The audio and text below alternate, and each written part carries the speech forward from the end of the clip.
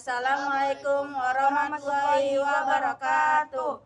Kami dari kelompok 1 ingin membahas tentang kondisi masyarakat Indonesia sebelum Islam yang dibacakan oleh saya Sri Wulandari, Saya Siti Cilong, Saya Rizky Albar. Saya Doni Utama. Saya Muhammad Arsad. 1. Kondisi masyarakat Indonesia sebelum Islam. Kondisi masyarakat Indonesia sebelum Islam dapat dilihat dari beberapa aspek, di antaranya perekonomian, sosial, budaya, agama atau kepercayaan, sosial dan politik, serta berbagai suku bangsa. 2. Kondisi sosial budaya. Penduduk Indonesia terdiri dari berbagai suku bangsa yang masing-masing daerahnya mempunyai corak seni, budaya, dan bahasa beragam. Berbagai perbedaan itulah yang membentuk keanekaragaman suku bangsa di Indonesia. B. Yang dibacakan oleh Siti Cilong. kondisi agama atau kepercayaan. Masyarakat yang tinggal di Indonesia sebelum Islam sudah mengenal agama atau kepercayaan. Mereka sudah memeluk agama Hindu, Buddha, dan sebagian menganut kepercayaan Kapitaya. Agama Hindu lahir di India sekitar tahun 1500 SM dengan kitab suci Weda. Adapun agama Buddha dengan kitab suci Tripitaka lahir di India kurang lebih tahun 500 SM. Sementara itu Kapitaya adalah sebuah kepercayaan yang memuja Sahyang Taya, yakni bermakna hampa atau kosong.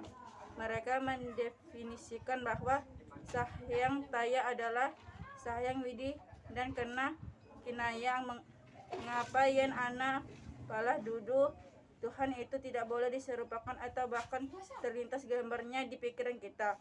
Kalau sampai diwujudkan maka itu berarti bukan Tuhan. Sedangkan para orientalis mengklarifikasikan kepercayaan nenek moyang Indonesia dalam dua jenis, yaitu animisme dan dinamisme. C. Dibacakan oleh Rasa Albar. C. Kondisi perekonomian. Penduduk Indonesia sebelum Islam memiliki berbagai mata pencaharian. Di antara mereka ada yang berdagang, bercocok tanam, berternak, serta berlayar atau menjadi nelayan. Penduduk Indonesia mayoritas bercocok tanam, terutama yang tinggal di pedalaman. Adapun yang tinggal di kawasan pesisir rata-rata menekuni profesi sebagai nelayan dan pedagang. Indonesia terletak di daerah tropis sehingga mengalami hujan lebat dan sinar matahari hampir sepanjang waktu, yang merupakan elemen penting untuk bercocok tanam. Komoditas. Assalamualaikum warahmatullahi wabarakatuh. Nama saya Aldi Irawan. Nama saya Amir Rayhan. Nama saya Muhammad Rafli.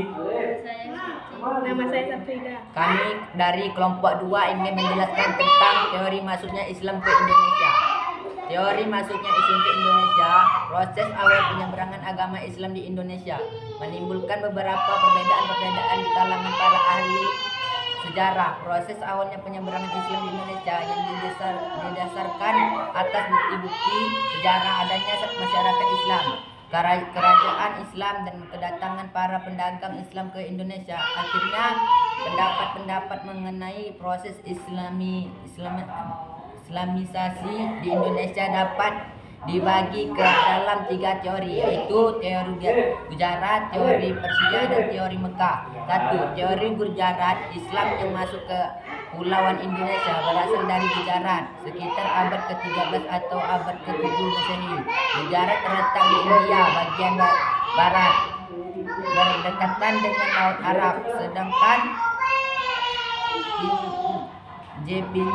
Iznapel kemudian didukung oleh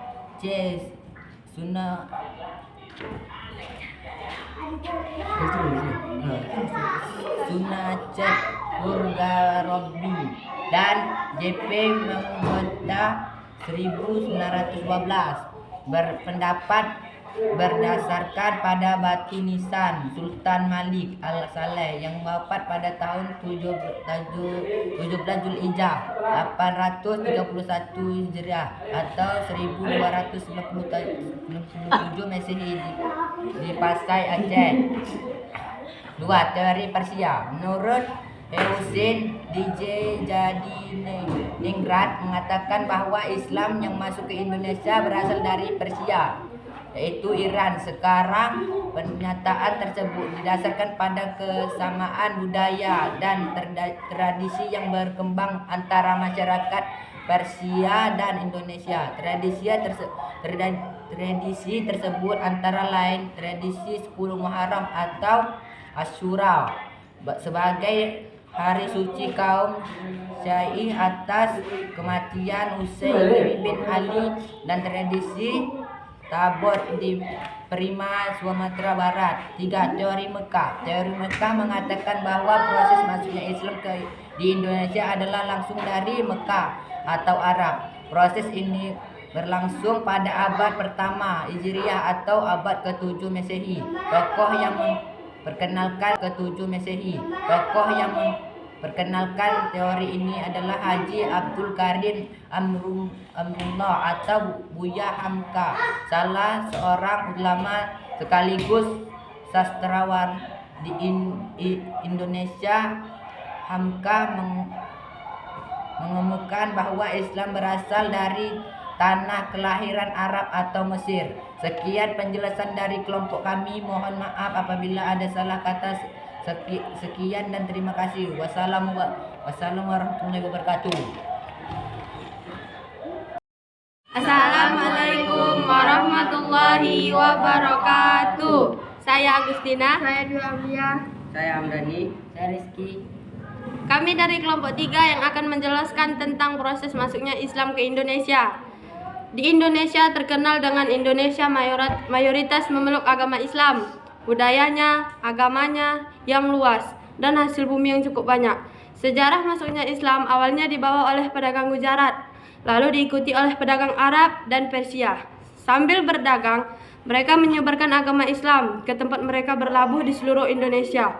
Banyak yang berspekulasi jika Islam masuk ke Indonesia pada abad ke-7, karena pada abad tersebut terdapat perkampungan Islam di sekitar Selat Malaka.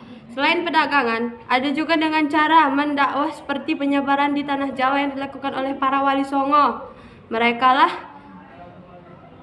sang pendakwah dan sang ulama yang menyebarkan Islam dengan cara pendekatan sosial budaya.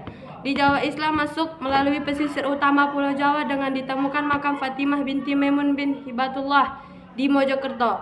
Juga telah ditemukannya ratusan makam di kuno. Diperkirakan makam ini adalah makam para keluarga Istana Majapahit.